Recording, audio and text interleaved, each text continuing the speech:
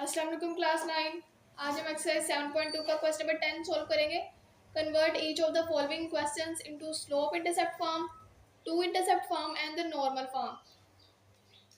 ये जो क्वेश्चन हमें दिए हुए हैं, हमने इनको सबसे पहले स्लोप इंटरसेप्ट फॉर्म में कन्वर्ट करना है, उसके बाद टू इंटरसेप्ट फॉर्म में और फिर नॉर्मल फॉर्म में भी कन्वर्ट करना है। तो हम इसको स्लोप इंटरसेप्ट फॉर्म में कन्वर्ट करेंगे। स्लोप इंटरसेप्ट फॉर्म क्या थी हमारे पास? स्लोप इंटरसेप्ट फॉर्म, उसके नाम से पता चल रहा है स्लोप इंटरसेप्ट। इस फॉर्मूले में स्लोप थी, एक स्लोप थी और एक इंटरसेप्ट था। y is equal to M X plus C. ये m हमारे पास स्लोप थी और c इंटरसेप्ट था, y इंटरसेप्ट था c। तो हमने इस इक्वेशन को स्लोप इंटरसेप्ट फॉर्म में कन्वर्ट करना है। तो स्लोप इंटरसेप्ट फॉर्म में कैसे कन्वर्ट करना है? हमने y को एक साइड पे रखना है और बाकी सारी वैल्यूज को दूसरी साइड पे रखना है, इक्वल के दूसरी साइड पे, और y पॉजिटिव होना चाहिए। तो यहाँ पे y नेगेटिव है तो हम y को दूसरी साइड पे ले देते हैं ताकि y पॉजिटिव भी हो जाए और y इक्वल के एक साइड पे अलग हो जाए। तो इसलिए हम y वाली वैल्यू को इक्वल के उस साइड पे ले जाते हैं। बाकी दोनों वैल्यूज 2x और प्लस 11 इधर ही रहेंगे। 4y यहाँ पे माइनस हो रहा था, इक्वल के उस साइड पे जाके प्लस हो जाएगा। उसके बाद क्या करना है? हमने y का कोफिशिएंट 1 बनाना है, यानी y के साथ जो नंबर है 1 होना चाहिए। तो यहाँ पे y के साथ नंबर 4 है। अब इस 4 को खत्म करने के लिए हम पूरी इक्वेशन को 4 के साथ डिवाइड करेंगे। दोनों साइड पे इक्वेशन को 4 से डिवाइड करेंगे। Divided bye 4 on both sides. हर वैल्यू को हमें 4 से डिवाइड करना है। पहले इस वैल्यू को 4 से डिवाइड करेंगे। 2/4x plus 11/4 is equal to 4/4y। इनकी कटिंग हो जाएगी 2 1 2 2 to the 4। 1/2x इनकी कटिंग नहीं हो रही तो ऐसे आएंगे 11/4 4 1 the 4 4 1 the 4। अब इसको इस तरह से लिख देते हैं y is equal to 1/2x plus 11/4। तो ये इस तरह स्लोप इंटरसेप्ट फॉर्म में आ गया। y is equal to mx, ये वाली वैल्यू m की है, mx प्लस c, और ये वाली वैल्यू c की वैल्यू है। तो हमने इसको स्लोप इंटरसेप्ट फॉर्म में कन्वर्ट करना था, तो ये हमारे पास स्लोप इंटरसेप्ट फॉर्म आ गई है, which is the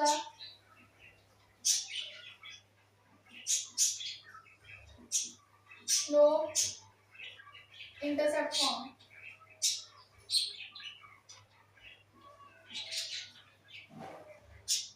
slope intercept form क्या थी हमारे पास? y is equal to mx plus c। तो हमने इसको स्लोप इंटरसेप्ट फॉर्म में कन्वर्ट कर दिया। यहाँ पे m की जगह पे क्या 1/2 और c की जगह पे 11/4। पहले हमने इसको स्लोप इंटरसेप्ट फॉर्म में कन्वर्ट करना था, इसके बाद अब हमने इसको टू इंटरसेप्ट फॉर्म में कन्वर्ट करना है। इसी इक्वेशन को अब हमने टू इंटरसेप्ट फॉर्म में कन्वर्ट करना है। अब हम इस इक्वेशन को टू इंटरसेप्ट फॉर्म में कन्वर्ट करेंगे। टू इंटरसेप्ट फॉर्म क्या है हमारा? Two intercept form, two intercept इसका मतलब इस फॉर्मूले में दो इंटरसेप्ट थे, एक x इंटरसेप्ट था और एक y इंटरसेप्ट था।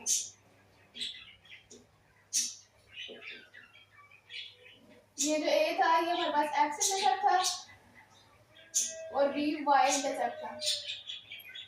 तो हमें अब इसको इस फॉर्म में कन्वर्ट करना है। सबसे पहले तो इक्वल के इस साइड पे सिर्फ x और y सिर्फ वेरिएबल होने चाहिए और इक्वल के उस साइड पे कांस्टेंट होना चाहिए। तो यहाँ पे हम, और जो कांस्टेंट है वो पॉजिटिव होना चाहिए। तो यहाँ पे कांस्टेंट पॉजिटिव है, 2x minus 4y plus 11 is equal to. तो यहाँ पे कांस्टेंट पॉजिटिव है तो हमें कांस्टेंट जो है वो पॉजिटिव ही चाहिए। तो हम कांस्टेंट को यानी 11 को यहाँ पे रखेंगे, बाकी दोनों वैल्यूज को उठा के इक्वल के उस साइड पे ले जाएंगे। तो आ जाएगा 11 इधर रहेगा, बाकी 2x और 4y इक्वल के दूसरी साइड पे चले जाएंगे। 2x यहाँ पे ऐड हो रहा है, इक्वल के दूसरी साइड पे जाके सब्ट्रैक्ट हो जाएगा। यहाँ पे इसका साइन प्लस का था, इक्वल के दूसरी साइड पे जाके इसका साइन माइनस का हो जाएगा। यहाँ पे 4y का साइन माइनस का था, इक्वल के उस साइड पे जाके इसका साइन प्लस में चेंज हो जाएगा। उसके अलावा पहले तो हमें वेरिएबल एक साइड पे चाहिए थे, तो हमने वेरिएबल एक साइड पे कर लिए और कांस्टेंट को दूसरी साइड पे कर लिया। उसके बाद हमने क्या करना है, जो कांस्टेंट है वो 1 होना चाहिए, यानी कि ये कांस्टेंट हमारे पास 11 है, ये 1 होना चाहिए। अब इसको 1 बनाने के लिए हम क्या करेंगे, पूरी इक्वेशन को 11 से डिवाइड करेंगे। जैसे हमें यहाँ पे 1 कोएफिशिएंट चाहिए था, तो हमने 4 को खत्म करने के लिए पूरी इक्वेशन को 4 से डिवाइड किया था। तो यहाँ पे भी हमें 1 चाहिए, तो 11 को खत्म करने के लिए हम पूरी इक्वेशन को 11 से डिवाइड करें। Divided by 11 on both side. 11 by 11 is equal to minus 2 by 11x plus 4 by 11y। Her value को हमने 11 से डिवाइड करना है।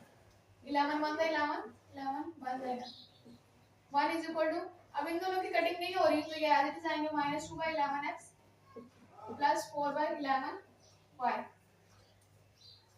अब हमें इक्वल के उस साइड पे कांस्टेंट 1 चाहिए था, हमने कांस्टेंट 1 बना लिया। उसके अलावा अब हमें x और y जो वेरिएबल है उनका जो कोएफिशिएंट है वो भी 1 बनाना होगा, यानी जो x और y का कोएफिशिएंट है वो भी 1 होना चाहिए। यहाँ पे इसके साथ x के साथ -2 by 11 ये कोएफिशिएंट है इसका, ये 1 होना चाहिए। अब इसको 1 बनाने के लिए क्या, अब हम पूरी इक्वेशन को इस वैल्यू के साथ मल्टीप्लाई या डिवाइड करवाएं।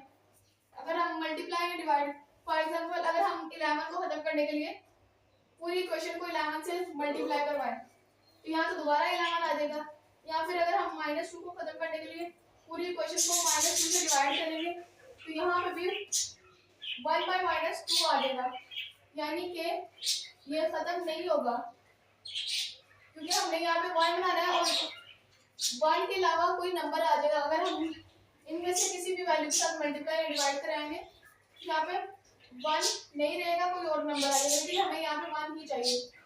तो इसको हम इस तरह से लिख लेते हैं कि x का कोएफिशिएंट भी 1 बन जाए और यहाँ पे भी 1 ही रहे।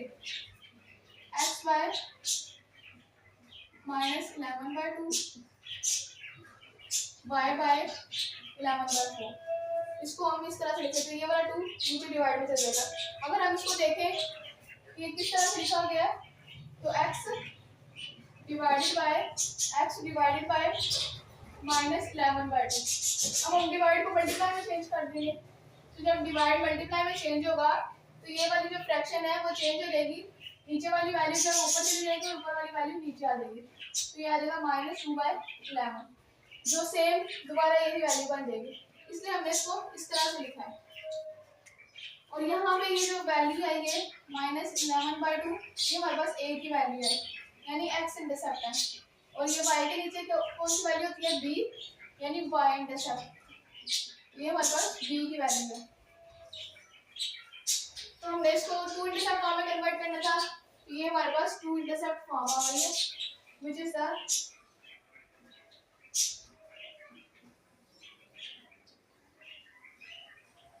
2 इंटरसेप्ट फॉर्म।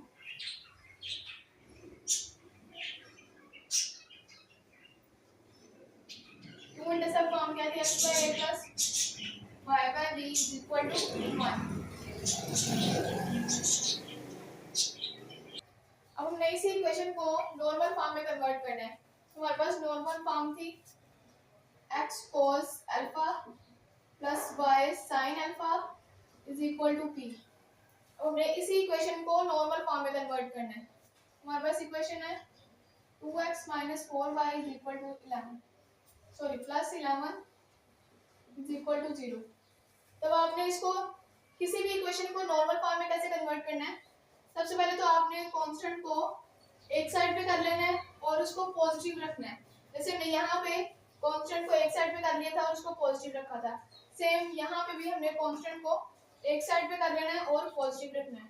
तो यहाँ पे कांस्टेंट पॉजिटिव है तो उसको इसी साइड पे रखेंगे, बाकी दोनों वेरिएबल्स को उठा के इक्वल के उस साइड पे ले जाएंगे। तो यहाँ पे 2x प्लस का इक्वल के उस साइड पे जाके 2x माइनस हो जाएगा, 4y माइनस का इक्वल के उस साइड पे जाके प्लस का हो जाएगा। लेकिन यहाँ पे हमने 11 से डिवाइड किया था क्योंकि हमने यहाँ पे कांस्टेंट 1 बनाना था, वहाँ पे नॉर्मल फॉर्म में कन्वर्ट करने के लिए आपने क्या करना है,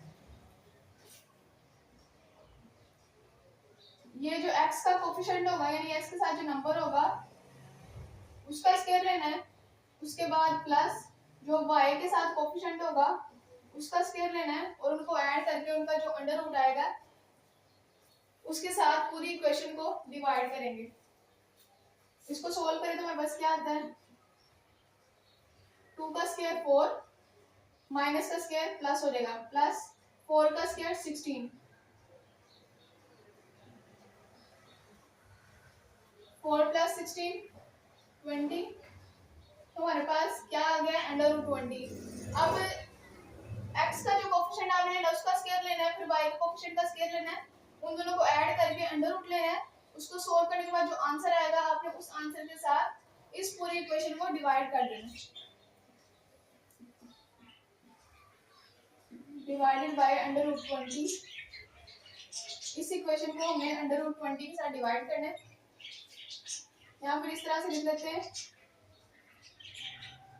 divide equation 1 by under root 20।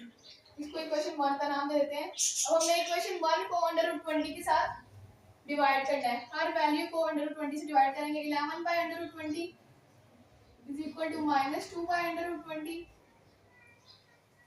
x plus 4 by under root 20 y।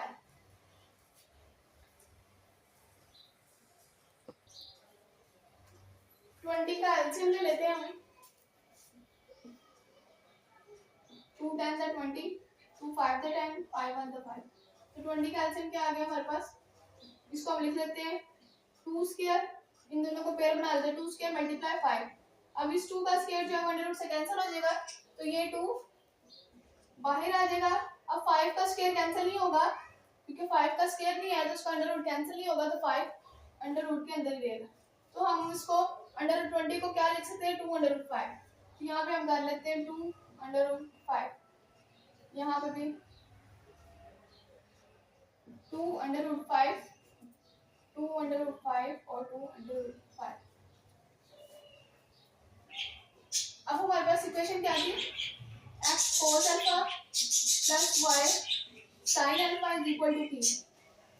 अब जो x के साथ है वो हमारे पास cos अल्फा के इक्वल है, यानी ये जो वैल्यू है ये cos अल्फा के इक्वल है, जो y के साथ वैल्यू है वो sin अल्फा के इक्वल है, और जो इक्वल के इस साइड पे वो t की वैल्यू है। यहाँ पे हमारे पास cos अल्फा ये 2 2 से कैंसिल हो जाएगा, तो cos अल्फा किसके इक्वल है, -1 by under root 5। sin alpha किसके इक्वल आ जाएगा, 2 1 2 2 4, 2 बाय अंडर रूट 5, और p की वैल्यू क्या आ जाएगी हमारे पास 11 बाय 2 अंडर रूट 5। अब इस फॉर्म में कन्वर्ट करने के लिए हमें अल्फा की वैल्यू चाहिए। अब इन दोनों इक्वेशंस को यूज करते हुए हम दोनों वैल्यूज को cos अल्फा और sin अल्फा की वैल्यू को यूज करते हुए हम अल्फा की वैल्यू फाइंड करेंगे। अब यहाँ पे जो cos है वो नेगेटिव है और sin पॉजिटिव है, तो हमने ये देखा था कि फर्स्ट क्वाड्रेंट में ऑल पॉजिटिव होते हैं, ट्रिग्नोमेट्रिक रेशियोज होते हैं वो सारे पॉजिटिव होते हैं। सेकंड क्वाड्रेंट में सिर्फ sin पॉजिटिव होता है, थर्ड क्वाड्रेंट में tan पॉजिटिव होता है, फोर्थ क्वाड्रेंट में cos पॉजिटिव होता है। तो यहाँ पे sin पॉजिटिव है, इसका मतलब ये सेकंड क्वाड्रेंट में sin पॉजिटिव है और बाकी cos tan सारे नेगेटिव है। तो ये वाला इसका मतलब ये जो है इसमें sin नेगेटिव है, sin पॉजिटिव है और cos नेगेटिव है, तो ये सेकंड क्वाड्रेंट में आ गया। और जब सेकंड क्वाड्रेंट में आएगा तो हमें जो भी एंगल होगा हमारे पास उसको पाई में से माइनस कर देंगे। अगर थर्ड क्वाड्रेंट में आएगा तो उसको पाई में ऐड कर लेंगे।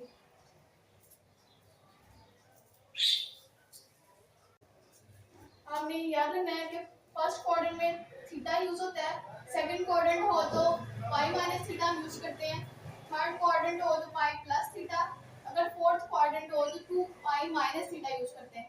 तो यहाँ पे कौन सा क्वाड्रेंट है, cos नेगेटिव है, sin पॉजिटिव है, इसका मतलब ये सेकंड क्वाड्रेंट है, तो सेकंड क्वाड्रेंट में हम क्या यूज करेंगे, पाई माइनस थीटा, यानी कि जो भी हमारे पास एंगल आएगा थीटा उसमें से हमने पाई में से माइनस कर देना है। अब हम पहले तो थीटा एंगल फाइंड करेंगे, वो आपने कैसे फाइंड करना है, यहाँ पे साइन अल्फा किसके इक्वल है, sine alpha is equal to 2/√5। अब यहाँ से हम अल्फा की वैल्यू फाइंड करेंगे, जो हमारे पास अल्फा की वैल्यू होगी वो हमारे पास यहाँ पे एंगल होगा थीटा। तो अल्फा की वैल्यू फाइंड करनी है, अल्फा इधर रहेगा, साइन इक्वल के दूसरी साइड पे जाके साइन इनवर्स हो जाएगा, साइन इनवर्स 2/√5। अब अल्फा की वैल्यू फाइंड करेंगे, साइन इनवर्स 2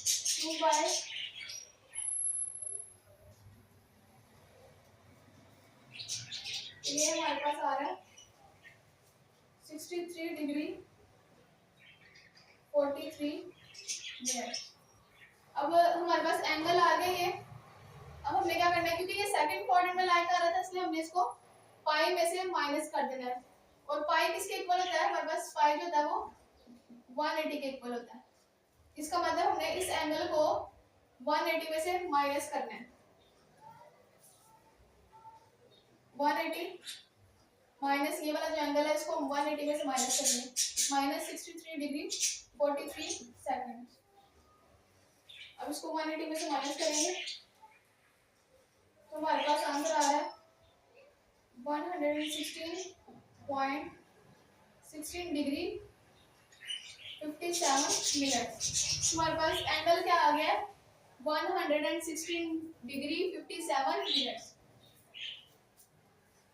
आपने कब ये फॉर्मूले यूज करने हैं, पहले तो आपने देखना है कि साइन और कोस को देखते हुए आपने ये देखना है कि ये कौन से क्वाड्रेंट में लाई कर रहे हैं। ये फर्स्ट क्वाड्रेंट है, ये सेकंड क्वाड्रेंट, थर्ड क्वाड्रेंट और फोर्थ। फर्स्ट क्वाड्रेंट में सारे ट्रिग्नोमेट्रिक रेशियोज पॉजिटिव होते हैं, सेकंड क्वाड्रेंट में सिर्फ साइन पॉजिटिव होता है, थर्ड क्वाड्रेंट में टैन पॉजिटिव होता है और फोर्थ क्वाड्रेंट में कोस पॉजिटिव होता है। तो यहाँ पे साइन पॉजिटिव था, इसका मतलब ये सेकंड क्वाड्रेंट में लाई कर रहा है। अब सेकंड क्वाड्रेंट में लाई करेगा तो फिर हमने ये वाला फॉर्मूला यूज करना है, पाई माइनस थीटा। यहाँ पे थीटा जो है वो एंगल है, तो यहाँ पे हम अल्फा भी यूज कर सकते हैं, थीटा की जगह पे अल्फा, यहाँ पे भी अल्फा यूज कर सकते हैं, तो यहाँ पे भी, यानी कि हमारे पास जो भी एंगल आएगा तो आपने वो एंगल कैसे फाइंड करना है, साइन की वैल्यू लेनी है, उसको सोल्व करना है और वहां से एंगल फाइंड करनी है। यहाँ पे एंगल अल्फा था तो हमने अल्फा की वैल्यू फाइंड की। अब क्योंकि ये सेकंड क्वाड्रेंट में लाई कर रहा है, अब हम इसको 180 में से माइनस करेंगे। जो भी हमारे पास अल्फा की वैल्यू आएगी उस वैल्यू को यानी एंगल को हमने 180 में से माइनस करना है, इसलिए हमने इस वैल्यू को, इस एंगल को 180 में से माइनस किया तो हमारे पास अल्फा की वैल्यू आ गई 116 डिग्री 57 मिनट्स। अब अल्फा की वैल्यू आ गई है, अब हम इसको इस इक्वेशन में पुट करेंगे, x cos अल्फा की जगह पे इसकी वैल्यू लिखेंगे 116 degree 57 minutes plus y sin alpha की वैल्यू क्या लिखेंगे 116 डिग्री 57 मिनट्स। उसके बाद is equal to p, p की वैल्यू क्या है हमारे पास 11/2 is equal to 11/2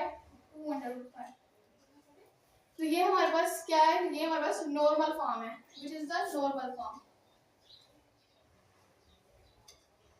which is the normal form. और नॉर्मल फॉर्म क्या थी हमारे पास, x cos alpha plus y sin alpha is equal to p।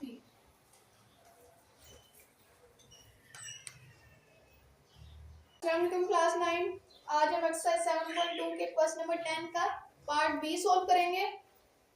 इसको भी हमने पहले स्लोप इंटरसेप्ट फॉर्म में कन्वर्ट करना है, फिर उसके बाद टू इंटरसेप्ट फॉर्म में और फिर नॉर्मल फॉर्म में कन्वर्ट करना है।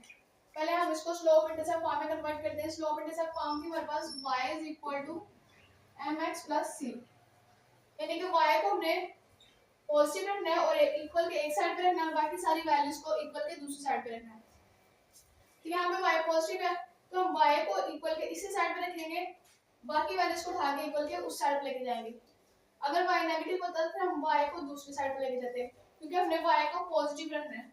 तो यहाँ पे y पहले से पॉजिटिव है, हम y को इक्वल के इसी साइड पे रखेंगे, बाकी दोनों वैल्यूज को उठा के इक्वल के दूसरी साइड पे ले देंगे। 4x यहाँ पे प्लस का इक्वल के दूसरी साइड पे जाकर माइनस को देगा, फिर 2 जो है यहाँ पे माइनस का इक्वल की दूसरी साइड पे जाके प्लस का हो जाएगा। उसके अलावा हमें y का जो कोफिशिएंट है वो 1 चाहिए। अब यहाँ पे हमें 1 बनाना है, इसको 1 बनाने के लिए हम क्या करेंगे, सारी इक्वेशन को 7 से डिवाइड कर दें। Divided by 7 on both side, दोनों साइड्स पे 7 से डिवाइड कर देंगे। 7/7y is equal to -4/7x plus 2/7। 7 1 7, 7 1 7, यहाँ पे 1y आ जाएगा इज इक्वल टू, इन दोनों की कटिंग नहीं हो रही तो ये एज इट इज आएंगे -4/7x प्लस 2/7। तो हमने इसको इस फॉर्म में कन्वर्ट करना था, तो हमारे पास ये इस फॉर्म में आ गया y is equal to mx plus c। तो ये हमारे पास स्लोप इंटरसेप्ट फॉर्म है, which is the slope intercept form. Slope intercept form थी हमारे पास y is equal to mx plus c। अब हमने इसी इक्वेशन को 2 इंटरसेप्ट फॉर्म में कन्वर्ट करना है। 2 इंटरसेप्ट फॉर्म थी हमारे पास x/a plus y/b is equal to 1। x/a plus y/b is equal to x। a जो है वो हमारे पास x इंटरसेप्ट है और b हमारे पास y इंटरसेप्ट है। अब हमने इस इक्वेशन को यानी 4x plus 7y minus 2 is equal to 0, इसको हमने 2 इंटरसेप्ट फॉर्म में कन्वर्ट करना है। उसके लिए हमने क्या करना है, वेरिएबल x और y को एक साइड पे रखना है और कांस्टेंट को इक्वल के दूसरी साइड पे रखना है और पॉजिटिव रखना है।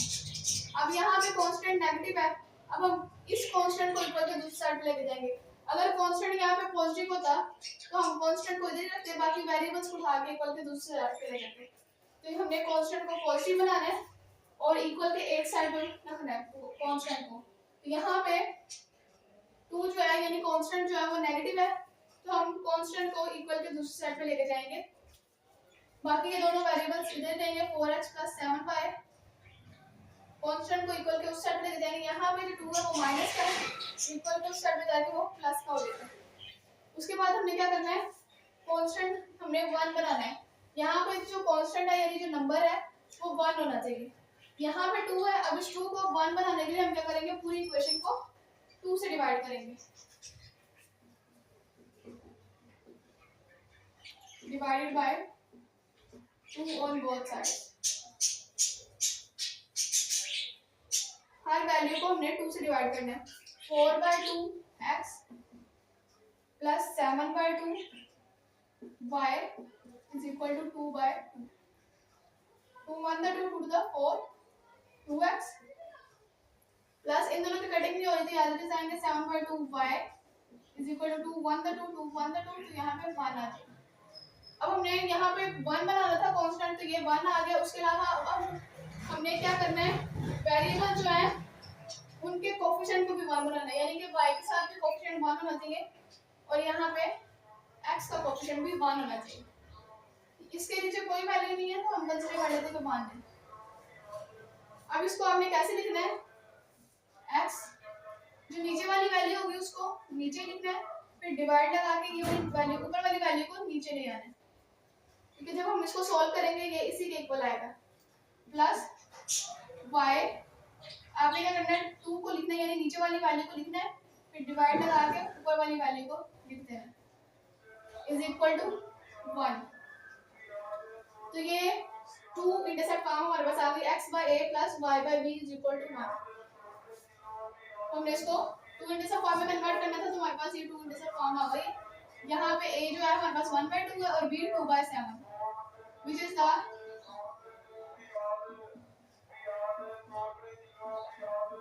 two intercept form। two intercept form थी हमारे पास x/a plus y/b is equal to 1। अब हम इसी इक्वेशन को नॉर्मल फॉर्म में कन्वर्ट करेंगे। 4x plus 7y minus 2 is equal to 0। अब इसको नॉर्मल फॉर्म में कैसे कन्वर्ट करना है, नॉर्मल फॉर्म थी हमारे पास x cos alpha plus y sin alpha is equal to p। तो इसको आपने नॉर्मल फॉर्म में कैसे कन्वर्ट करना है, आपने कांस्टेंट को एक साइड पे ले जाना है, इक्वल के एक साइड पे और उसको पॉजिटिव बनाना है। तो यहाँ पे ये जो कांस्टेंट है ये नेगेटिव है, तो हमने इसको एक साइड पे लेके जाना है, इक्वल के एक साइड पे कांस्टेंट अलग करना है और उसको पॉजिटिव बनाना है। तो यहाँ पे ये नेगेटिव है तो हम कांस्टेंट को उठा के इक्वल के दूसरी साइड पे देंगे, जैसे हमने यहाँ पे किया था। तो ये दोनों वेरिएबल्स यहाँ पे रहेंगे 4x + 7y। कांस्टेंट जो है वो इक्वल के उस साइड पे जाके प्लस हो जाएगा क्योंकि यहाँ पे वो माइनस हो रहा था। उसके बाद हमने क्या करना है, जो x का कोएफिशिएंट होगा, कांस्टेंट को पॉजिटिव बनाने के बाद और उसको एक साइड पे करने के बाद फिर हमने क्या करना है, जो x का कोएफिशिएंट होगा और जो y का कोएफिशिएंट होगा, पहले हमें x के कोएफिशिएंट का स्क्वायर लेना है। x का कोएफिशिएंट क्या है 4, उसका स्क्वायर लेना है, उसके बाद प्लस y के कोएफिशिएंट का स्क्वायर लेना है, y के कोएफिशिएंट का स्क्वायर लेना है, उसके बाद प्लस x के कोएफिशिएंट का स्क्वायर लेना है, फिर प्लस y के कोएफिशिएंट का स्क्वायर लेना है, फिर इन दोनों का अंडर रूट लेना है। इसको सोल्व करेंगे, 4 स्क्वायर 16 प्लस 7 का स्क्वायर 49। अब इन दोनों को ऐड कर लेंगे,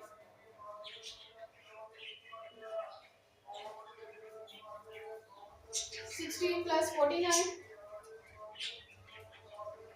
हमारे 65 आ गया। 65 का एलसीएम ले लेते हैं,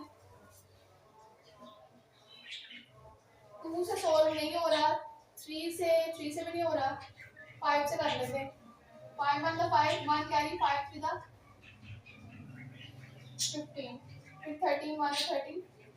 तो ये पेयर नहीं बन रहे तो इसको हम 65 ही लिखेंगे, अंडर रूट 65 ही रहेगा ये। उसके बाद हमने क्या करना है, जो हमारे पास इन दोनों के कोएफिशिएंट का स्क्वायर करके उनको ऐड करने के बाद और अंडर रूट लेने के बाद हमारे पास आंसर आएगा, हमने इस पूरी इक्वेशन को उसके साथ डिवाइड कर देना है। अब हम इक्वेशन नंबर 1 को अंडर रूट 65 के साथ डिवाइड कर देंगे। Divide equation 1 by under root 65। Equation 1 क्या है हमारे पास, 4 by under root 65x plus 7 by under root 65y is equal to 2 by under root 65। अब हमारे पास ये नॉर्मल फॉर्म थी, x cos alpha plus y sin alpha is equal to p। अब यहाँ पे x के साथ जो कोएफिशिएंट है वो cos अल्फा के इक्वल है, यानी ये जो है कोएफिशिएंट ये cos अल्फा के इक्वल है। cos alpha is equal to 4 by under root 65 sin alpha is equal to जो y के साथ कोएफिशिएंट है वो हमारे पास sin अल्फा के इक्वल है। sin alpha is equal to 7 by under root 65 और p की वैल्यू क्या है, जो इक्वल के एक साइड पे जो नंबर है जो कांस्टेंट है वो हमारे पास p की वैल्यू है, p is equal to 2 by under root 65। अब यहाँ पे cos भी पॉजिटिव है और sin भी पॉजिटिव है और फर्स्ट क्वाड्रेंट में ऑल पॉजिटिव होता है, यहाँ पे दोनों पॉजिटिव है तो ये इसका मतलब ये फर्स्ट क्वाड्रेंट में आएगा। और फर्स्ट क्वाड्रेंट में क्या था, फर्स्ट क्वाड्रेंट में ऑल पॉजिटिव, सेकंड में साइन पॉजिटिव, थर्ड में tan पॉजिटिव और फोर्थ में cos पॉजिटिव होता है। यहाँ पे ये दोनों पॉजिटिव है तो इसका मतलब ये फर्स्ट क्वाड्रेंट में लाई कर रहे हैं। उसके बाद फर्स्ट क्वाड्रेंट में हमारे पास एंगल क्या होता है थीटा, दूसरे में पाई माइनस थीटा, तीसरे में पाई प्लस थीटा और चौथे में 2 पाई माइनस थीटा। तो यहाँ पे क्योंकि ये फर्स्ट क्वाड्रेंट में लाई कर रहे हैं तो यहाँ पे एंगल क्या होगा हमारे पास थीटा ही रहेगा, यानी इसमें कोई चेंज नहीं आएगा। अगर वो सेकंड क्वाड्रेंट में लाई करते तो हम उसको पाई में से माइनस कर देते, यानी 180 में से उसको माइनस करना था। अगर एंगल थर्ड क्वाड्रेंट में लाई करता तो हमने पाई में उस एंगल को ऐड करना था, लेकिन यहाँ पे जो एंगल है थीटा वो फर्स्ट क्वाड्रेंट में लाई कर रहा है तो इसका मतलब उस एंगल में कोई चेंज नहीं आएगा। यहाँ से हम साइन अल्फा की वैल्यू यूज करेंगे, sine alpha is equal to 7 by under root 65। Alpha की वैल्यू फाइंड करनी है, अल्फा इधर रहेगा, साइन इधर जाके साइन इनवर्स हो जाएगा, 7 by under root 65।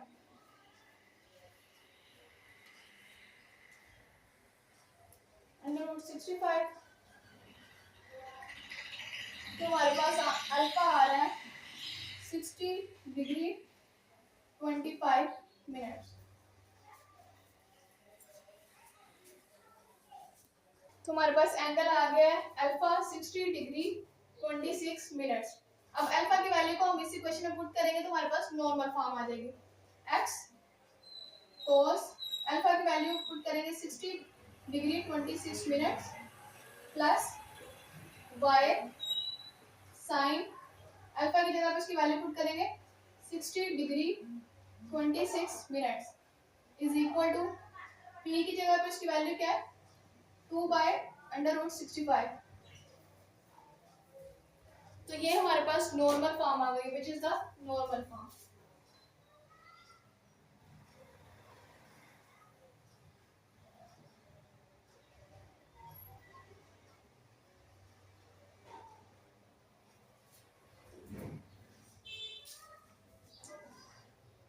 Class 9 exercise 7.2 के क्वेश्चन नंबर 10 का पार्ट सी है। पहले हम इसको स्लोप इंटरसेप्ट फॉर्म में कन्वर्ट करेंगे। स्लोप इंटरसेप्ट फॉर्म थी हमारे पास y is equal to mx plus c। सबसे पहले तो हमने y को पॉजिटिव बनाना है और इक्वल के एक साइड पे करना है। तो यहाँ पे ये जो y है वो पॉजिटिव है तो हम y को इसी साइड पे रखेंगे, बाकी दोनों वैल्यूज को उठा के इक्वल के दूसरी साइड पे ले जाएंगे। 15y y को इक्वल के इसी साइड पे रखेंगे क्योंकि y पॉजिटिव है और हमें y पॉजिटिव ही चाहिए। अब दोनों वैल्यूज को उठा के इक्वल के दूसरी साइड पे लेके जाएंगे। यहाँ पे 8x जो है वो माइनस का इक्वल के उस साइड पे जाके प्लस का हो जाएगा। उसके बाद 3 जो है यहाँ पे प्लस का इक्वल के इस साइड पे जाके माइनस का हो जाएगा। अब उसके बाद हमें y का जो कोफिशिएंट है वो 1 चाहिए। तो y के कोफिशिएंट को 1 बनाने के लिए हम क्या करेंगे, पूरी इक्वेशन को 15 से डिवाइड करेंगे। Divided by 15 on both sides.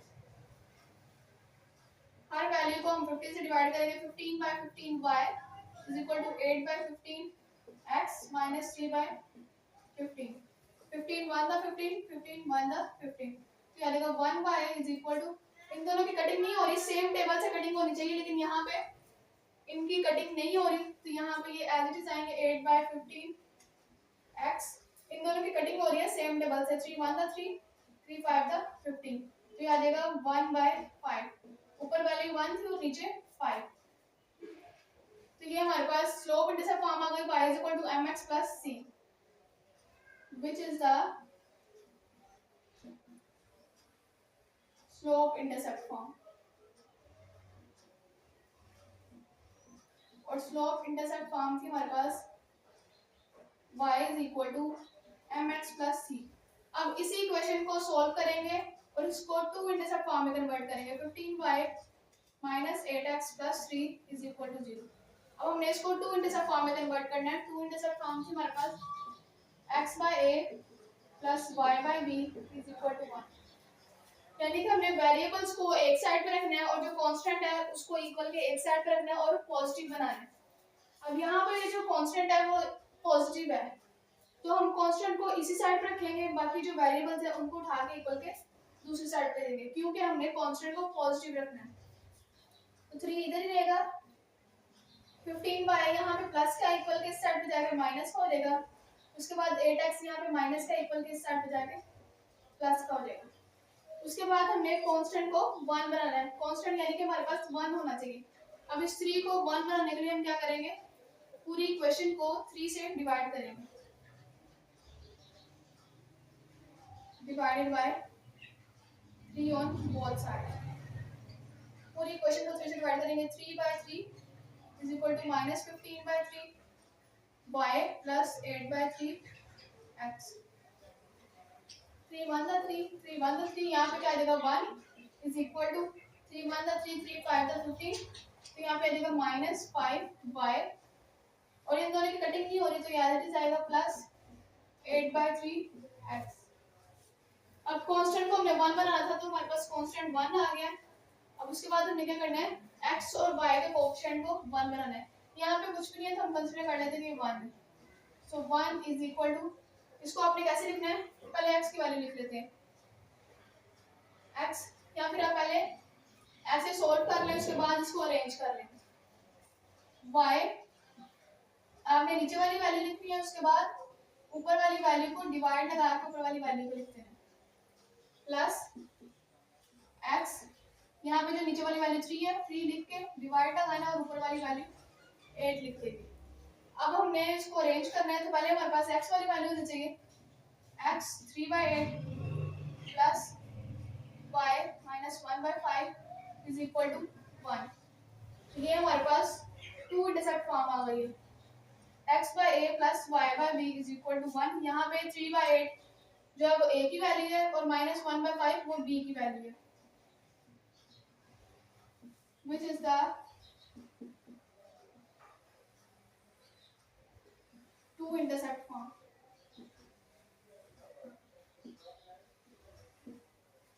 To intercept form से हमारे पास x/a plus y/b is equal to 1। अब हमने इसी इक्वेशन को नॉर्मल फॉर्म में कन्वर्ट कर लिया, 15y minus 8x plus 3 is equal to 0। तो इसको नॉर्मल फॉर्म में आपने कैसे कन्वर्ट करना है, इसमें भी आपने कांस्टेंट को पॉजिटिव बनाना है और इक्वल के एक साइड पे रखना है। तो यहाँ पे कांस्टेंट जो है वो पॉजिटिव है, तो हम उसको इसी साइड पे रखेंगे, बाकी वेरिएबल्स को उठा के इक्वल के दूसरी साइड पे ले देंगे। यहाँ पे 15y प्लस का इक्वल के उस साइड पे जाके माइनस का हो जाएगा। यहाँ पे इस तरह से कर देते हैं, x जो है यहाँ पे 8x जो है यहाँ पे माइनस का है, इक्वल के उस साइड पे जाके प्लस का हो जाएगा। फिर 15y यहाँ पे प्लस का इक्वल के उस साइड पे जाके माइनस का हो जाएगा। उसके बाद हमने क्या करना है, जो x का कोएफिशिएंट होगा उसका स्क्वायर लेना है, प्लस जो y का कोएफिशिएंट है, y का कोएफिशिएंट है हमारे पास -15, उसका स्क्वायर लेना है, दोनों को ऐड करना है और उसका अंडर रूट ले लेना है। 8 का स्क्वायर लेंगे 64, माइनस का स्क्वायर लेंगे प्लस में चेंज हो जाएगा, 15 का स्क्वायर लेंगे 225 आ गया। अब 64 और 225 को ऐड करेंगे, 64 और 225 को ऐड करेंगे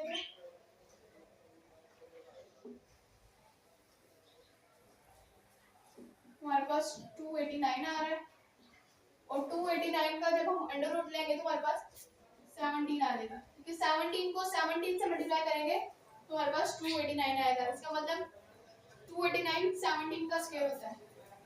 फिर उसके बाद क्या करना है, ये हमारे पास इक्वेशन 1 है, इनके कोएफिशिएंट का स्क्वायर लेने से उनको ऐड करके उनका अंडर रूट लेने के बाद जो हमारे पास आंसर आएगा, उस आंसर के साथ हमने इक्वेशन 1 को डिवाइड कर देना है।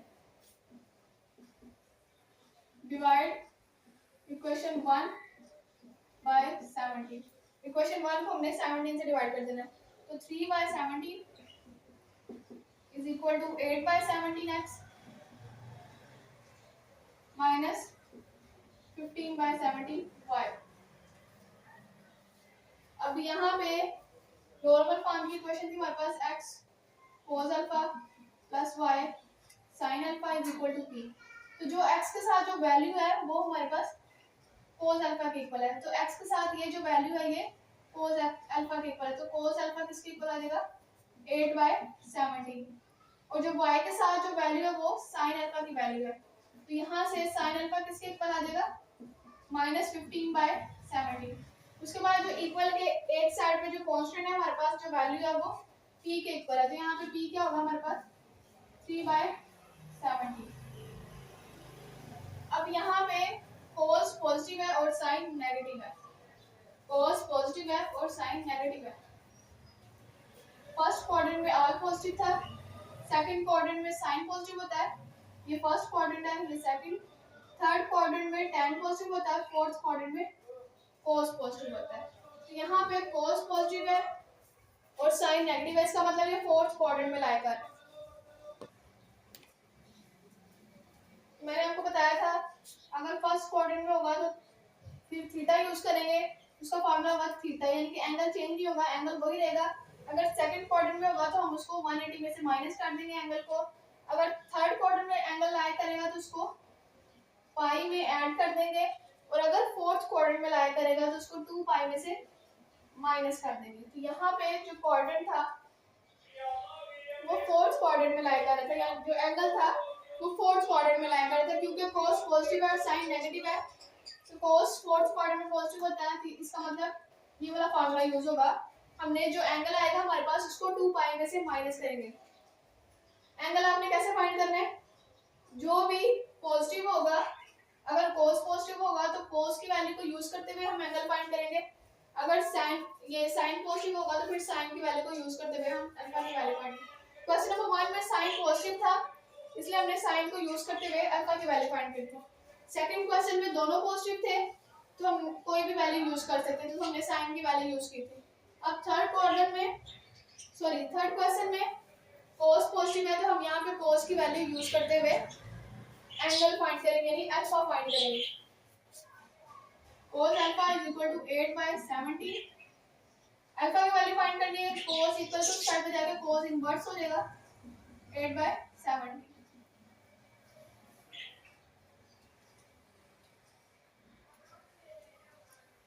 तो हमारे पास आंसर आ रहा है 61 डिग्री 93 मिनट्स। तो अल्फा की वैल्यू हमारे पास आ गई है 61 डिग्री 93 मिनट्स। और क्योंकि ये फोर्थ क्वाड्रेंट में लाई करता है, तो हमने इसको 2 पाई में से, ये एंगल जो भी एंगल आएगा उसको हमने 2 पाई में से माइनस करना है। तो यहाँ पे हमारे पास एंगल क्या आ गया 61 डिग्री 93 मिनट्स। तो हमने इस एंगल को 2 पाई में से माइनस करना है। अब 2 पाई क्या है, जब हमारे पास पाई था तो पाई किसके इक्वल था, पाई 180 के इक्वल था। अब 2 पाई है तो हम दोनों साइड पे 2 से मल्टीप्लाई कर देंगे। पाई 180 के इक्वल होता है, तो 2 पाई किसके इक्वल होगा, हमने दोनों साइड्स पे 2 से मल्टीप्लाई कर दिया। 2 पाई इज इक्वल टू 180 को हम 2 से मल्टीप्लाई करेंगे तो हमारे पास 360 आ जाएगा। तो हमने इसका मतलब इस एंगल को 360 में से माइनस करना है। Alpha is equal to 360 minus 61 degree 93 minutes. अब इसको 360 में से एंगल को माइनस कर लेते हैं।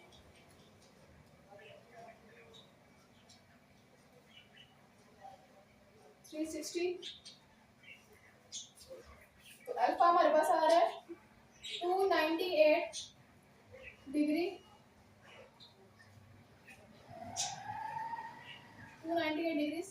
7 minute.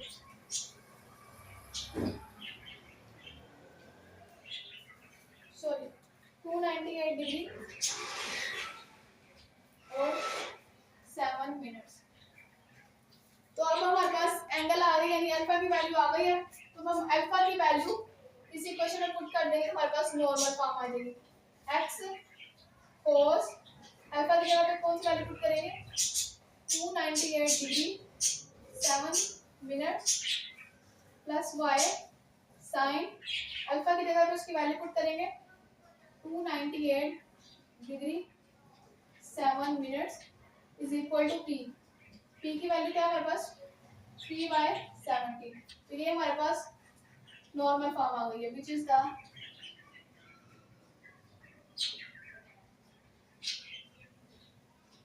Normal form. Normal form थी हमारे पास x cos alpha plus y sin alpha is equal to p।